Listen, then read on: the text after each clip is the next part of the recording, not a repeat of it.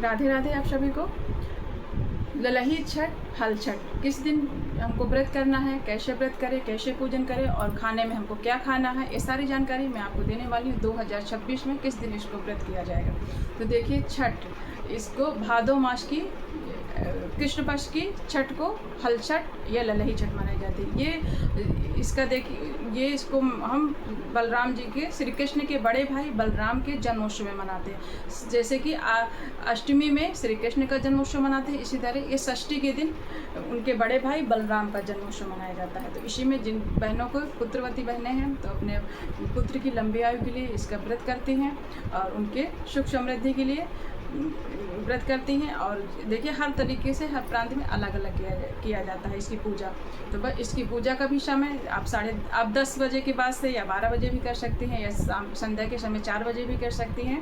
कहीं कहीं 4 बजे करती हैं गोधूली बेला में, और कहीं 10:30 के बाद या 12 के बाद। तो 12 बजे के बाद भी पूजा शुभ मानी जाती है। तो आप पूजा करें। और देखिए इसमें खाने के लिए, जैसे कि आपको मालूम है श्री कृष्ण का शस्त्र है सुदर्शन चक्र, इसी तरह बलराम का शस्त्र है हल, खेत में जोतने वाला हल। तो इसलिए उनके जन्मोत्सव में मनाया जाता है। तो हमको जब बहनें व्रत करती हैं तो उससे हल से जोती बई, जैसे जिससे हल से चला हुआ अनाज नहीं खाया जाता, जैसे गेहूँ है या आप चीनी है, क्योंकि गन्ने से चीनी बनती है। और जो भी खेत में अनाज पाया जाता है उसका हमको सेवन नहीं करना रहता है। सिर्फ हमको जो जल से बनी चीज़ें, जैसे पशही का चावल है, या फिर फल में सेब ले लीजिए, नारियल है, छोहारा, ये ड्राई फ्रूट्स में खा सकते हैं। ऐसा महुआ विशेष खाया जाता है। महुआ ज़रूर, चाहे आप ज़्यादा नहीं खा सकते क्योंकि इतना देखिए सूट नहीं होता किसी किसी को।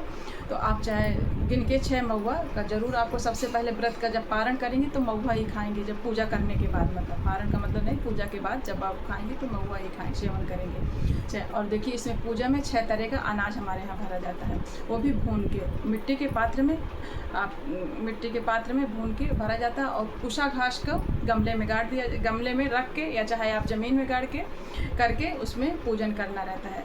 जो भी पूजा करेंगी आपकी 6 की संख्या में, क्योंकि षष्ठी व्रत है। तो बहनें जो भी व्रत 6 की संख्या में, तो 6 कुड़वा भी भरेंगी, 6 तरह का अनाज होना चाहिए।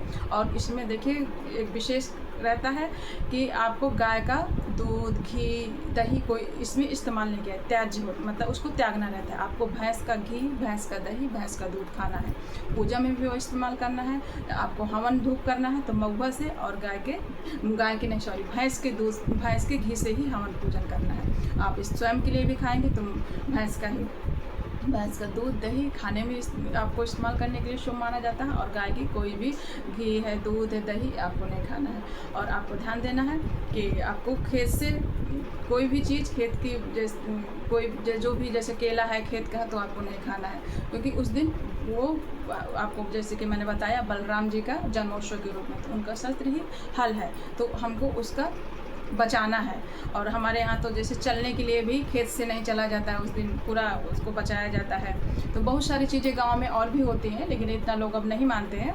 हम जितना मान सकते हैं बस उतना ही मानते हैं। तो बस आपको खाने में ही, आपके यहाँ जो देखिए, आपके अपनी रीत से भी कर सकते हैं जो खाया जाता है, लेकिन हमारे बस आपको खेत का नहीं खाया जाता इसमें। और व्रत करना है आपको, आप 2 सितंबर दिन मंगलवार को किया जाएगा 2026 में। सभी बहनें अपने पुत्र की लंबी आयु के लिए, सुख समृद्धि के लिए ज़रूर बहनें व्रत करें।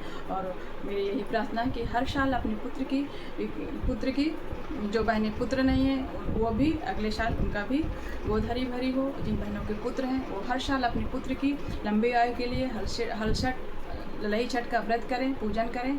और मेरी भगवान से यही प्रार्थना है।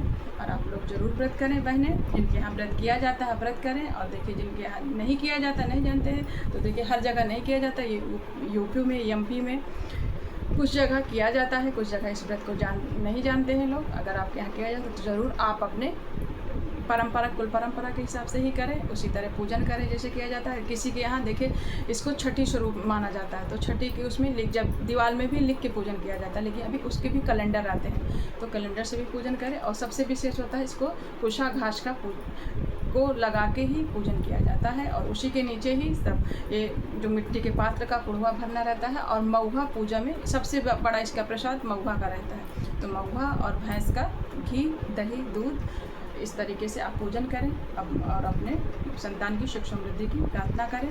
राधे राधे।